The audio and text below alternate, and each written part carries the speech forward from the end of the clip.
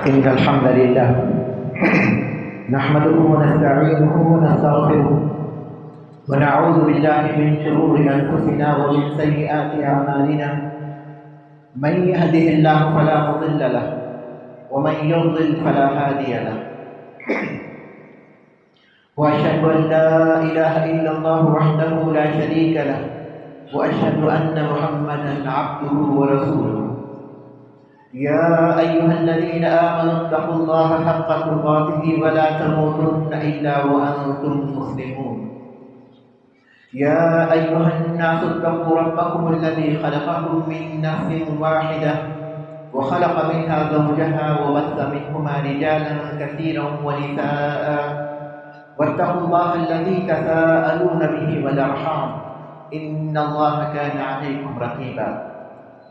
يا أيها الذين آمنوا اتقوا الله وقولوا قولا سديدا يصلح لكم أعمالكم ويغفر لكم ذنوبكم ومن يطع الله ورسوله فقد فاز فوزا عظيما. أما بعد فإن خير الحديث كتاب الله وخير الهدي هدي محمد صلى الله عليه وسلم وشر الأمور محدثاتها وكل محدثة بدعة وكل بدعة ضلالة وكل ضلالة في النار. أعوذ بالله من الشيطان الرجيم. إن عدة الشهور عند الله 12 شهرا في كتاب الله يوم خلق السماوات والأرض منها 4 حرم ذلك الدين القيم فلا تظلموا فيهن أنفسكم. عن أبي هريرة رضي الله تعالى عنه قال قال رسول الله صلى الله عليه وسلم أفضل الصيام بعد رمضان شهر الله المحرم وأفضل الصلاة بعد الفريضة صلاة الليل. محترم بزرگوں، عزیز نوجوانوں، قابل احترام خواتین اور پیارے بچوں، تمام تعریفیں اللہ تعالیٰ ہی کے لیے سزاوار اور زیبا ہیں، جو اکیلا معبود برحق ہے، اس کا کوئی شریک نہیں۔ اسی کی حکومت ہے، اسی کی ملکیت ہے، اسی کی ملکیت ہے، اسی کی بادشاہت ہے۔ وہی خالق ہے، وہی مالک ہے، وہی رازق ہے، وہی مدبر ہے اور وہی عبادت کے لائق ہے، اور وہی بابرکت ناموں اور پاکیزہ صفات کا مالک ہے اور ان سے متصف ہے۔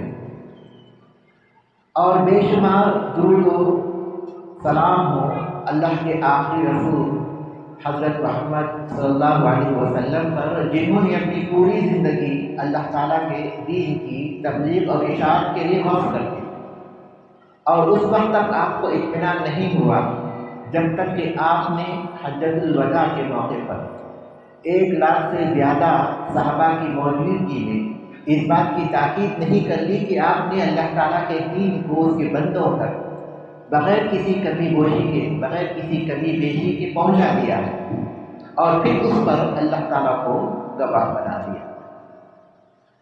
محترم حاضرین،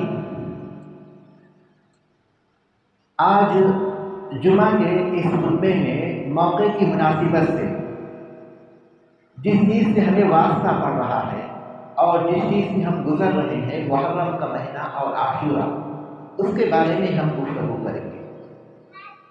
عاشورہ عربی زبان کے لفظ عشرہ سے ہے، جس کے معنی 10 کے ہیں، اور شریعت کی اصطلاح میں عاشورہ 10 محرم کو کہتے ہیں۔ محرم کی 10 تاریخ کو عاشورہ کہتے ہیں۔ قرآن مجید میں عاشورہ کا ذکر نہیں ہے، البتہ اس مہینے کا ذکر ہے جس میں عاشورہ یعنی 10 محرم موجود، یعنی 10 محرم جس مہینے میں ہوتا ہے اس مہینے کا ذکر ہے۔ سورہ توبہ میں اللہ تعالیٰ نے فرمایا، جو آیت میں نے خطبہ مسنونہ کے بعد تلاوت کی، ان عدۃ الشہور عند اللہ 12 شہرا فی کتاب اللہ یوم خلق السماوات والارض، مہینوں کی گنتی اللہ تعالیٰ کے نزدیک 12 ہے، اس وقت سے جب سے انہیں آسمانوں اور زمین کو پیدا کیا۔ منہا 4 حرم، اس میں 4 مہینے حرمت اور ادب والے ہیں۔ فلا تظلموا ذلك الدین القیم، یہی درست دین ہے، فلا تظلموا فیہن انفسکم، ان مہینوں میں تم اپنی جانوں پر ظلم مت کیا کرو۔ 4 مہینے جو حرمت اور ادب کے بتائے گئے، انہی میں ایک مہینہ محرم کا بھی ہے جس میں عاشورہ واقع ہوتا ہے، اور قرآن مجید میں اس مناسبت کا بھی ذکر ہے جو عاشورہ کی مناسبتوں میں سے ایک مناسبت ہے، یعنی فرعون اور اس قوم کا سمندر میں غرق ہو جانا، اور موسیٰ علیہ السلام اور بنی اسرائیل کا اس کے ظلم و ستم سے نجات پا جانا۔ قرآن مجید میں کئی مقام پر اس واقعے کا ذکر ہے جو عاشورہ کی ایک مناسبت ہوتی ہے۔ عاشورہ کے سلسلے میں یہ بات ہمیں یاد رکھنا چاہیے کہ جس مہینے میں یہ دن واقع ہے یہ حرمت والے مہینوں میں سے ہے۔ حرمت والے کون سے مہینے ہیں؟ ذی قعدہ، ذی الحجہ، محرم اور رجب، انہی میں محرم بھی ہے۔ حرمت کا مطلب یہ ہے کہ ان مہینوں میں اللہ تعالیٰ نے قتل و خون ریزی اور جنگ و جدال سے منع فرمایا ہے۔ زمانے جاہلیت میں بھی عرب اس بات کا اہتمام کرتے تھے کہ ان مہینوں میں جنگوں سے گریز کرتے تھے، اور اسی طرح ان مہینوں میں حرمت و ادب کا مطلب یہ ہے کہ گناہوں سے جیسا تمام مہینوں میں ہم دور رہتے ہیں، خصوصاً ان حرمت والے مہینوں میں گناہوں سے ہمیں دور رہنا چاہیے۔ انسان جب گناہ کرتا ہے، برائی کرتا ہے، نافرمانی کرتا ہے، تو گویا وہ اپنی جان پر ظلم کرتا ہے، اپنے نفس پر ظلم کرتا ہے۔ اسی لیے اللہ تعالیٰ نے فرمایا فَلَا تَظْلِمُوا فِيهِنَّ أَنفُسَكُمْ، ان مہینوں میں تم اپنی جانوں پر ظلم مت کیا کرو۔ کس طرح؟ گناہوں کا ارتکاب کرتے ہیں۔ اس مہینے کے بارے میں جو باتیں ہمیں بتائی گئی ہیں ان میں ایک اہم ترین بات یہ ہے کہ روزوں کا اہتمام کیا جائے، جیسا کہ اس حدیث میں جو میں نے خطبہ مسنونہ کے بعد بتائی، اس میں اللہ کے رسول صلی اللہ علیہ وسلم نے فرمایا افضل الصیام بعد رمضان شہر اللہ المحرم، رمضان کے بعد سب سے افضل روزے اللہ تعالیٰ کے مہینے محرم کے روزے ہیں۔ اللہ تعالیٰ نے محرم کو اپنا مہینہ قرار دیا، جبکہ سارے مہینے اللہ تعالیٰ کے ہیں۔ رمضان بھی اللہ کا ہے، رجب بھی اللہ کا ہے، ربیع الاول بھی اللہ کا ہے، لیکن اللہ تعالیٰ نے محرم کو شہر اللہ کہا، اللہ کا مہینہ کہا۔ اس سے اس مہینے کی عظمت معلوم ہوتی ہے، اور اس سے اس مہینے کا شرف معلوم ہوتا ہے کہ اللہ تعالیٰ نے اس مہینے کی اضافت اپنی جانب کی۔ اس حدیث سے یہ بات معلوم ہوتی ہے کہ رمضان کے بعد اللہ تعالیٰ کو جو مہینے سب سے افضل اللہ تعالیٰ نے بتائے ہیں وہ محرم کے روزے ہیں۔ اس کا مطلب یہ کہ اس مہینے میں کثرت سے روزہ رکھنا یہ افضل عمل ہے، کثرت سے روزہ رکھنا، پورے مہینے کے نہیں، کیونکہ اللہ کے رسول صلی اللہ علیہ وسلم نے رمضان کے علاوہ کسی اور مہینے کے پورے روزے نہیں رکھے۔ شعبان کے روزے آپ نے بکثرت رکھے، پورے شعبان کے مہینے کے نہیں۔ تو اس حیثیت سے محرم میں جو چیز مطلوب ہے وہ یہ کہ اس مہینے میں بکثرت روزے رکھے جائیں، خاص طور پر عاشورہ کا روزہ، جس کے بارے میں آج ہم خصوصی طور پر گفتگو کریں۔ عاشورہ یعنی 10 محرم کا روزہ۔ اللہ کے رسول صلی اللہ علیہ وسلم جب تک مکے میں تھے 10 محرم کا روزہ رکھا کیا کرتے تھے۔ زمانے جاہلیت میں عربوں کے نزدیک 10 محرم کی تعظیم پائی جاتی تھی، وہ لوگ اس دن کا روزہ بھی رکھتے تھے اور اس دن کعبۃ اللہ کا غلاف تحویل کیا کرتے تھے۔ اللہ کے رسول صلی اللہ علیہ وسلم بھی مکے میں 10 محرم کا روزہ رکھتے تھے۔ بہت ممکن ہے، کیونکہ اس کا سبب ہمیں معلوم نہیں کہ عربوں میں 10 محرم کی تعظیم کا کیا سبب ہو سکتا ہے۔ بہت ممکن ہے کہ ابراہیم علیہ السلام اور اسماعیل علیہ السلام کے دین کی جو کچھ چیزیں عربوں کے پاس محفوظ رہ گئی تھیں، جیسے کہ حج کا طریقہ تھا، تو انہیں ایک چیز یہ بھی ہوگی کہ 10 محرم کو روزہ رکھا جائے۔ تو بہرحال اللہ کے رسول صلی اللہ علیہ وسلم مکے میں بھی 10 محرم کا روزہ رکھتے تھے۔ جب آپ مدینہ آئے تو وہاں بھی آپ 10 محرم کا روزہ رکھتے تھے، عاشورہ کا روزہ رکھتے تھے۔ اس کے بعد آپ صلی اللہ علیہ وسلم نے یہودیوں کو دیکھا کہ وہ بھی 10 محرم کا روزہ رکھتے ہیں، تو آپ صلی اللہ علیہ وسلم نے ان سے پوچھا کہ تم اس دن کا روزہ کیوں رکھتے ہو؟ تو انہوں نے بتایا کہ یہ وہ دن ہے جس میں اللہ تعالیٰ نے موسیٰ علیہ السلام اور بنی اسرائیل کو فرعون اور اس کی قوم کے ظلم و ستم سے نجات دلائی۔ اس کے شکر کے طور پر موسیٰ علیہ السلام نے اس دن کا روزہ رکھا اور ہم بھی اس دن کا روزہ رکھتے ہیں۔ تو اللہ کے رسول صلی اللہ علیہ وسلم نے فرمایا کہ نحن اولا بموسیٰ منکم، موسیٰ علیہ السلام کی موافقت کے اور ان کے طریقے کو اختیار کرنے کی ہم تم سے زیادہ حقدار ہوتے ہیں۔ فصام وامر بصیامہ، آپ نے روزہ رکھا اور اس کے روزے رکھنے کا آپ نے حکم بھی دیا۔ تو وہ احادیث میں یہ بات معلوم ہوتی ہے کہ 10 محرم کا روزہ یہ فرض تھا، رمضان کے روزے فرض ہونے سے پہلے۔ اس کے بعد جب رمضان کے روزے فرض کر دیے گئے تو اس روزے کے بارے میں رسول اللہ صلی اللہ علیہ وسلم نے بتایا کہ جو چاہے رکھے جو چاہے نہ رکھے، یعنی یہ روزہ مستحب ہو گیا۔ 10 محرم کا روزہ مستحب روزوں میں سے ہے جس کی بہت فضیلت آئی ہے۔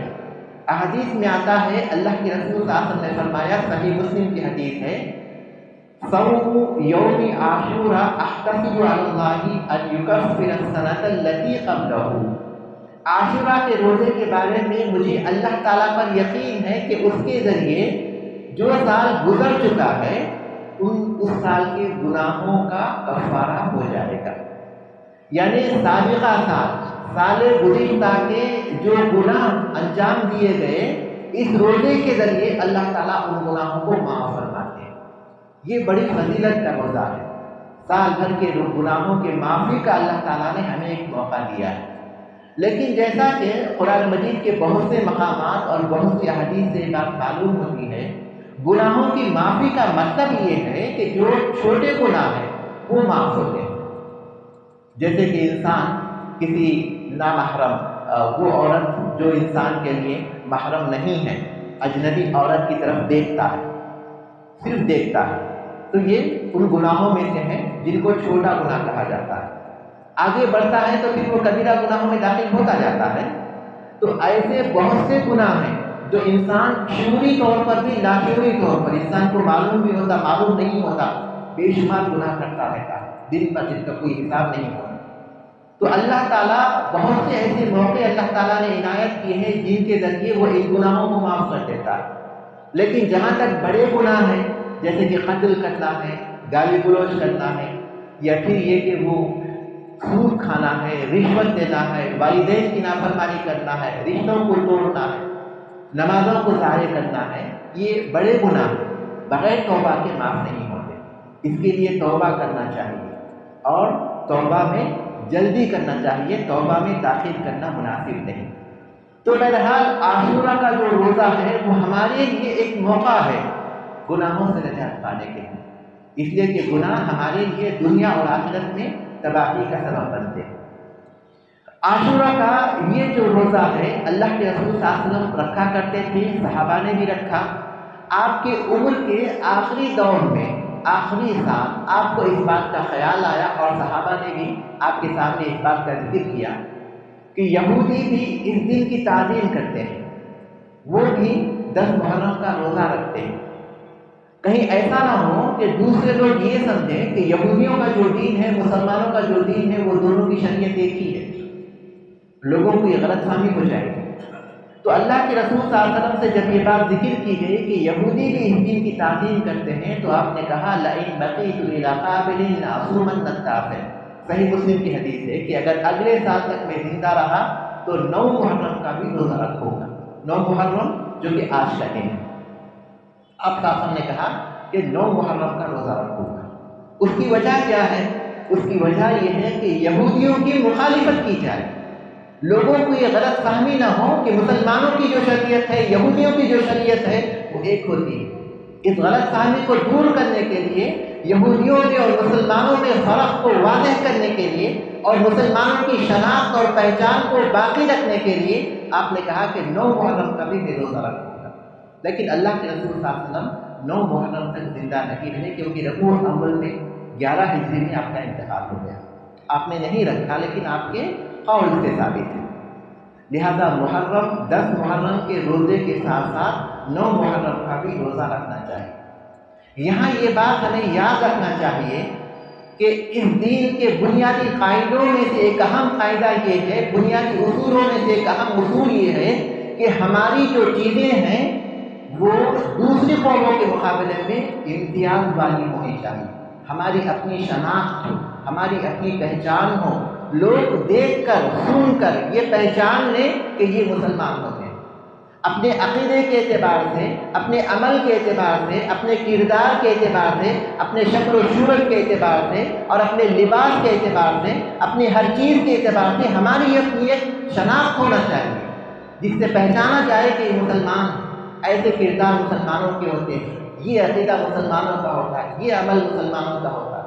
لیکن افسوس کی بات یہ ہے کہ آج کتنے ایسے مسلمان ہیں جنہوں نے اس بات کو نظر انداز کر دیا، کتنے ایسے مسلمان ہیں جن کو دیکھ کر پہچاننا بھی مشکل ہے کہ وہ مسلمان ہیں، کتنے ایسے مسلمان ہیں جن سے بات ہوتی ہے تو پتہ چلتا ہے کہ ان کو اپنے دین کی بنیادی تعلیمات کا بھی علم نہیں۔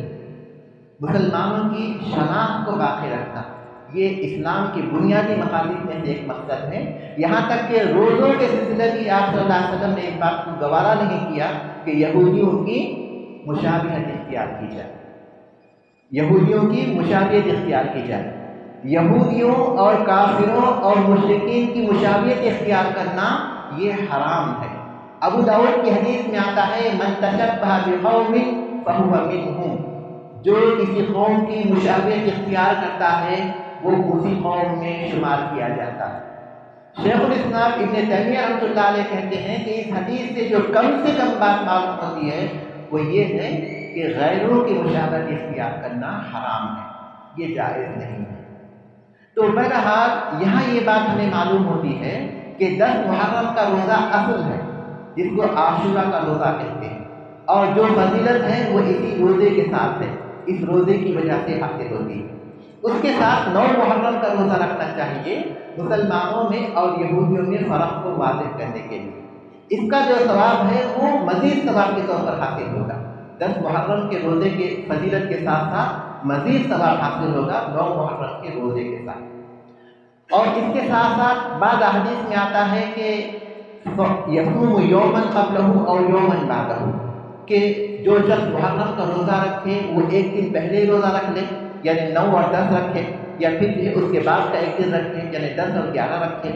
لیکن یہ حدیث ضعیف ہے، اہل علم نے اس پر کلام کیا ہے، اس لیے بہتر یہی ہے کہ انسان 9 کا روزہ رکھے، اگر 11 کا روزہ رکھے تو محرم کے روزوں کی نیت سے رکھے، عاشورہ کے روزے کے ساتھ کی نیت نہ کرے۔ امام ابن قیم رحمۃ اللہ علیہ کہتے ہیں کہ عاشورہ کے روزے کے 3 مرتبے ہیں۔ پہلا مرتبہ ہے 10 محرم کا روزہ رکھنا، اور دوسرا مرتبہ ہے 9 اور 10 2 دنوں کا روزہ رکھنا، اور تیسرا مرتبہ ہے 9، 10 اور 11 ان 3 دنوں کا روزہ رکھنا۔ لیکن ظاہر ہے کہ 9 اور 10 یہ تو احادیث سے ثابت ہے، صحیح حدیث سے 11 کو ہم شامل کرتے ہیں تو وہ محرم کے روزوں کے طور پر ہوں گے، عاشورہ کے ساتھ جو روزہ ہے اس کے طور پر نہیں ہوگا، کیونکہ اس کے بارے میں احادیث سے یہ چیز ثابت نہیں ہوتی۔ تو بہرحال اس مہینے میں جو چیز ہمیں معلوم ہوتی ہے وہ یہی ہے کہ ہم محرم کی عاشورہ کے دنوں کا روزہ رکھیں۔ محترم بھائیوں، اس مہینے میں اس کے علاوہ کوئی اور چیز نہیں ہے، اس مہینے میں اس کے علاوہ کوئی اور چیز نہیں ہے جس کا ہمیں اہتمام کرنے کی ضرورت ہے۔ ہاں، نیک اعمال کا اہتمام کرنا دوسرے مہینوں کے ساتھ اس مہینے میں بھی، جیسے قرآن مجید کی کثرت سے تلاوت کرنا، ذکر و اذکار کرنا، دعائیں مانگنا، نفل نمازوں کا اہتمام کرنا، دوسرے مہینوں کے ساتھ اس مہینے میں اس کا اہتمام کرنا چاہیے۔ بلکہ اہل علم نے قرآن کی کچھ آیتوں سے استدلال کیا ہے کہ اس مہینوں میں ان کا اہتمام کرنا زیادہ اہم ہے۔ اور اس مہینے میں ایک اہم واقعہ پیش آیا، اور وہ ہے حضرت حسین رضی اللہ تعالیٰ عنہ کی شہادت کا واقعہ۔ 10 محرم کو، عاشورہ کو، 10 محرم 61 ہجری میں حضرت حسین رضی اللہ تعالیٰ عنہ کربلا کے موقع پر مظلوم شہید کر دیے گئے۔ کوفہ والوں نے 500 خطوط لکھ کر انہیں اپنے پاس بلایا تھا تاکہ ان کے ساتھ بیعت کریں اور ان کی امامت میں، ان کی حکمرانی میں وہ ان کی اطاعت کریں۔ 500 خطوط لکھے، اور اس کی وجہ سے حسین رضی اللہ تعالیٰ ان کے پاس گئے تھے۔ بہت سے صحابہ نے، عبداللہ بن عمر، عبداللہ بن عباس، عبداللہ بن عمرو بن عاص، عبداللہ بن زبیر، ابو سعید الخدری رضی اللہ تعالیٰ عنہ، انہوں نے حضرت حسین کو سمجھایا تھا کہ کوفہ والے قابل اعتبار نہیں ہوتے، آپ کو وہاں نہیں جانا چاہیے، لیکن حسین رضی اللہ تعالیٰ نے کہا کہ میں وہاں جانا چاہتا ہوں اور جاؤں گا۔ جب وہاں گئے تو جن لوگوں نے انہیں بلایا تھا، یہ کوفہ کے لوگ جنہوں نے وعدہ کیا تھا کہ ان کی مدد کریں گے، ان کو تنہا چھوڑ دیا، اور حضرت حسین رضی اللہ تعالیٰ اپنے ساتھیوں کے ساتھ 72 افراد تھے، جس میں عورتیں اور بچے بھی تھیں، اور دوسری طرف 5000 افراد تھے کوفہ کی فوج۔ ان کے ساتھ جنگ کرتے ہوئے حسین رضی اللہ تعالیٰ مظلوم شہید ہو گئے۔ ان کا اجتہاد تھا، اور ایک مجتہد جب اجتہاد کرتا ہے، اس کا اجتہاد صحیح ہوتا ہے تو اس کو 2 ثواب ملتے ہیں، اگر غلط ہوتا ہے تو اس کا 1 ثواب ملتا ہے۔ اہل سنت کا جو مسلک ہے وہ یہی ہے کہ حسین رضی اللہ تعالیٰ وہاں گئے تھے اور وہاں مظلوم شہید کیے گئے، اور وہ اپنے اجتہاد کے مطابق وہاں گئے تھے۔ حسین رضی اللہ تعالیٰ کو جب ان لوگوں نے گھیر لیا تھا، عبید اللہ بن زیاد کی فوج نے گھیر لیا تھا، تو انہوں نے خود ان کے سامنے 3 باتیں پیش کی تھی: یا تو مجھے واپس جانے دو، جہاں سے میں آیا ہوں مدینے سے میں وہاں واپس چلا جاؤں گا، یا پھر یہ کہ مجھے اسلامی مملکت کی سرحد پر بھیج دو، وہاں میں جہاد میں مصروف ہوں گا، یا پھر مجھے شام بھیج دو، میں یزید کی بیعت کر لوں گا۔ لیکن ان بدبختوں نے ان کی باتوں کو قبول نہیں کیا، اور اس بات کی شرط رکھی کہ آپ کو ہم پہلے گرفتار کریں گے، اس کے بعد دیکھیں گے کیا کرتے ہیں۔ اس کو حسین رضی اللہ عنہ نے قبول نہیں کیا۔ اس کے بعد پھر جو جنگ ہوئی اس میں شہید کر دیے گئے۔ یہ واقعہ اسلامی تاریخ کا یقیناً ایک افسوسناک واقعہ ہے، اور اس کو دیکھ کر، سن کر، سوچ کر ہر مسلمان کو دکھ ہوتا ہے، لیکن دین سے اس واقعے کا کوئی تعلق نہیں ہے۔ ایسے بہت سے واقعات ہیں جو اس وقت بھی ہوئے، بعد میں بھی ہوئے۔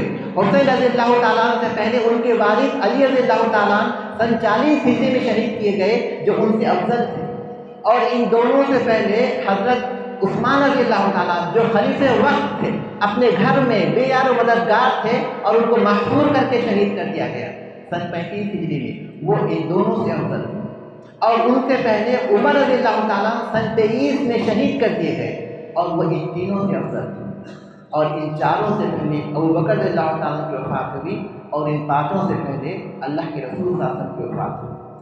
اور اللہ کے رسول صلی اللہ علیہ وسلم کی وفات کا دن صحابہ کے لیے بہت غم کا دن تھا۔ تاریخ میں اس کے بارے میں جو باتیں بیان کی جاتی ہیں، اس سے معلوم ہوتا ہے کہ کسی کو کوئی ہوش نہیں تھی، کسی کو سمجھ میں نہیں آ رہا تھا کہ وہ کیا کرے۔ لیکن ان تمام دنوں کے باوجود ایک مسلمان کی یہ ذمہ داری ہوتی ہے کہ جب کوئی مصیبت پہنچتی ہے تو وہ انا للہ و انا الیہ راجعون پڑھتا ہے۔ ان تمام واقعات کا ہمارے دین کے کسی عمل سے کوئی تعلق نہیں ہے۔ اس کی بنیاد پر محرم کی یا پھر عاشورہ کی جو عظمت ہے، وہ اس بنیاد پر ہے جس کا اس سے پہلے میں نے ذکر کیا ہے، اس واقعے کی بنیاد پر نہیں ہے۔ دین میں کوئی بھی حکم اس واقعے کی وجہ سے نہیں ہو سکتا، اس لیے کہ اللہ کے رسول صلی اللہ علیہ وسلم کی زندگی میں دین مکمل ہو چکا تھا۔ حجۃ الوداع کے موقع پر اللہ تبارک و تعالیٰ نے یہ آیت نازل کی، الیوم اکملت لکم دینکم، آج میں نے تمہارے لیے تمہارے دین کو پورا کر دیا۔ اللہ کے رسول صلی اللہ علیہ وسلم کی وفات کے ساتھ ہی وحی کا سلسلہ ختم ہو گیا، تو اس کا مطلب ہے کہ دین مکمل ہو گیا۔ سن 11 ہجری میں جب وحی کا سلسلہ ختم ہو گیا، دین مکمل ہو گیا، تو سن 61 ہجری میں کوئی واقعہ پیش آتا ہے، یعنی 50 سال کے بعد، اللہ کے رسول صلی اللہ علیہ وسلم کی وفات کے 50 سال کے بعد اگر کوئی واقعہ پیش آتا ہے تو بتائیے کہ دین کا اس سے کیا تعلق ہو سکتا ہے؟ دین کی تکمیل کے بعد کا واقعہ۔ لہذا اس کی بنیاد پر جو چیزیں ہمارے پاس انجام دی جاتی ہیں وہ بدعت و خرافات کے قبیل سے ہیں۔ ان میں ایک اہم ترین چیز ہے نوحہ کرنا، ماتم کرنا، تعزیت کے جلسے منعقد کرنا، تعزیت وغیرہ کے نام پر مختلف تقریریں کرنا، اس میں صحابہ کے خلاف بہت سی باتیں کہنا، یہ تمام چیزیں دین سے تعلق نہیں رکھتی بلکہ دین میں حرام ہے۔ رسول اللہ صلی اللہ علیہ وسلم نے فرمایا، صحیح مسلم کی حدیث ہے، لیس منا من لطم الخدور وشق الجیوب ودعا بدعوى الجاہلیہ، وہ شخص ہم میں سے نہیں ہے جو اپنے گالوں کو پیٹتا ہے، اپنے گریبان کو پھاڑتا ہے، اپنے بالوں کو نوچتا ہے، یعنی نوحہ کرتا ہے، ماتم کرتا ہے۔ جو لوگ اپنی پیٹھ کو زخمی کرتے ہیں، جو زنجیروں سے اپنے آپ کو مارتے ہیں، اللہ تبارک و تعالیٰ نے اسے حرام قرار دیا ہے۔ صحیح بخاری صحیح مسلم کی حدیث ہے، ایک مسلمان کو یہ بات یاد رکھنی چاہیے۔ صحیح بخاری صحیح مسلم کی حدیث ہے، ام المؤمنین ام حبیبہ رضی اللہ تعالیٰ عنہ، جو کہ ابو سفیان کی بیٹی تھی، ابو سفیان رضی اللہ تعالیٰ عنہ کی وفات کی انہیں خبر ملی۔ 3 دن کے بعد انہوں نے خوشبو منگوائی اور وہ خوشبو اپنے گال کو لگوائی اور کہا کہ مجھے خوشبو کی کوئی حاجت نہیں تھی، مجھے خوشبو کی کوئی حاجت نہیں تھی۔ میں نے اللہ کے رسول صلی اللہ علیہ وسلم کو یہ فرماتے ہوئے سنا ہے کہ لا يحل لامرأة تؤمن بالله واليوم الآخر أن تحد فوق 3 إلا زوج 14 أشهر وعشرا۔ مجھے خوشبو کی کوئی ضرورت نہیں تھی، لیکن میں نے اللہ کے رسول صلی اللہ علیہ وسلم کو یہ فرماتے ہوئے سنا کہ کسی بھی عورت کے لیے جو اللہ پر اور آخرت کے دن پر ایمان رکھتی ہو، اس کے لیے یہ جائز نہیں ہے کہ کسی کی موت پر 3 دن سے زیادہ سوگ کرے، سوائے شوہر کے وہ 4 مہینے 10 دن 4 مہینے 10 دن اس کا سوگ کر سکتی ہے۔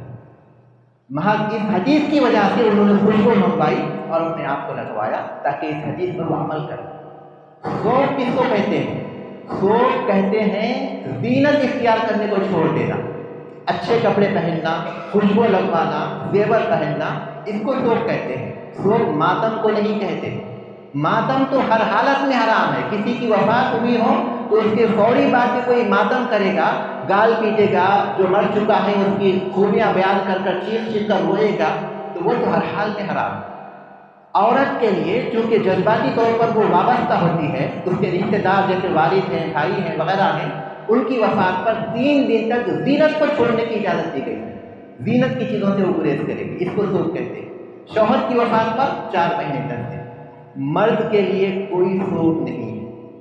اللہ کے رسول صلی اللہ علیہ وسلم کی دور، اللہ کے رسول صلی اللہ علیہ وسلم کی زندگی میں آپ کی بیٹیوں کا انتقال ہوا، 3 بیٹیوں کا۔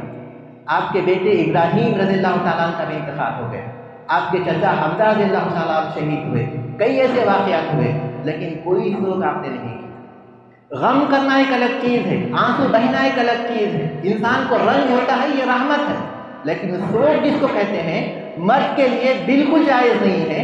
عورت کے لیے سوگ یعنی زینت کا چھوڑنا یہ کسی رشتہ دار کی وفات پر 3 دن سے زیادہ جائز نہیں ہے۔ شوہر کی وفات پر 4 مہینے 10 دن کر سکتے ہیں۔ اور دوسری بات یہ کہ بعض لوگ اس دن میں گویا خوشی مناتے ہیں، عید کے طور پر شربت اور پانی کی سبیلیں لگواتے ہیں، مٹھائیاں تقسیم کرتے ہیں۔ ایک مسلمان کو کہا گیا کہ تم روزے رکھو، اللہ کو راضی کرو، 1 سال کے گناہوں کے معافی کرانے کی فکر کرو، لیکن اس دن گویا لوگوں کو روزہ توڑنے کی دعوت دی جاتی ہے۔ یہ دین کے خلاف ہے۔ خیبر کے لوگوں کے بارے میں آتا ہے احادیث میں کہ وہ لوگ اس دین کو عید کے دن کی طرح مناتے تھے، روزے بھی رکھتے تھے، خوشی بھی کرتے تھے، عورتوں کو اچھے کپڑے پہناتے تھے، اچھے زیور پہناتے تھے۔ اللہ کے رسول صلی اللہ علیہ وسلم کو پتہ چلا تو آپ نے فرمایا کہ تم صرف روزے رکھا کرو۔ تو ہمارے لیے جو چیز عاشورہ سے متعلق ثابت ہوتی ہے وہ یہ کہ ہم اس دن کے روزے رکھیں، اور کوئی چیز اس سلسلے میں ہمارے پاس نہیں ہے۔ اس کے بارے میں جو بھی چیزیں آتی ہیں وہ دین میں بدعات کی قبیل سے ہیں، اور اس کے بارے میں بہت سی چیزیں مشہور ہیں عاشورہ کے بارے میں، جیسا کہ یہی وہ دن ہے جس میں اللہ تعالیٰ نے آدم علیہ السلام کی توبہ کو قبول کیا، اور یہی وہ دن ہے جس میں نوح علیہ السلام کی کشتی جودی پہاڑ کے اوپر اس کی چوٹی پر لگ گئی تھی، پہنچ گئی تھی۔ طوفان جب آیا تھا تو جودی پہاڑ پر ان کی چوٹی پر ان کی کشتی وہاں پہنچ گئی تھی۔ اور یہی وہ دن ہے جس میں ابراہیم علیہ السلام کو اللہ تعالیٰ نے نمرود کی سلگائی ہوئی آگ سے نجات دلائی تھی۔ اور یہی وہ دن ہے جس میں اللہ تعالیٰ نے جنت سے دمبا اتارا تھا اسماعیل علیہ السلام کی جگہ پر، اور اس دمبے کو ذبح کیا گیا تھا۔ یہ تمام باتیں سخت ضعیف اور موضوع ہیں، لوگوں نے گڑھی ہوئی ہیں، حدیث کے طور پر مشہور کر رکھی ہیں، ان کا کوئی تعلق نہیں ہے۔ اور جو سارے بدعت و خرافات اس مہینے میں انجام دیے جاتے ہیں وہ سارے کے سارے غلط ہیں۔ اور اس مہینے میں جو سب سے منکر کام ہوتا ہے وہ صحابہ کی توہین کا کام ہوتا ہے، صحابہ کی گستاخی کا کام ہوتا ہے۔ آخری میں ایک آیت پیش کروں گا، وہ آیت ہمیں ہمیشہ یاد رکھنا چاہیے، کیونکہ وہ آیت اس آیت میں ہمارا ذکر ہے اور قیامت تک آنے والے مسلمانوں کا ذکر ہے۔